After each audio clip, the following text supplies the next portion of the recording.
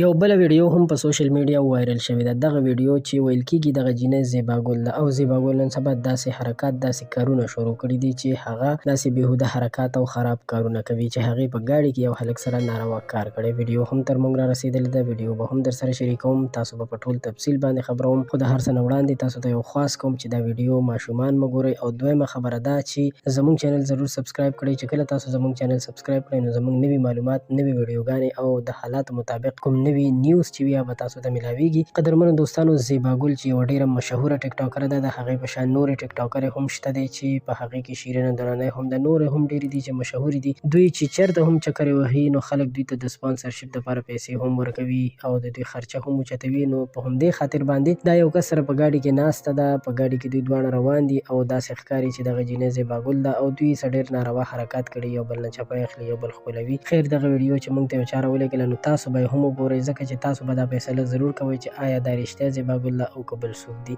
نو دا ویډیو خامخا تر اخره وګورئ، همدلته به یې تاسو سره شریکوم. خو زه تاسو ته یو خبره کول ضروري ګڼم چې په کمنټ کې به تاسو موږ ته خامخا دا وایئ چې دا رښتیا زیبا ګل ده که نه، ځکه چې موږ ته چا ویډیو رالیږلې نو هغه دا وایي چې دا زیبا ګل ده، خو موږ ډېر په غور سره دا ویډیو وکتله، بار بار مو وکتله، موږ ته داسې نه ښکاري چې دا جینۍ د زیبا ګل وي. البته د هغې هم شکل کیدی شي په یو شکل باندې په دنیا کې ډېر انسانان وي، دا د الله پاک تخلیق دی، الله پاک داسې هر څه کولی شي چې په یو شکل باندې څو انسانان پیدا کوي، نو بالکل دا ممکنه ده.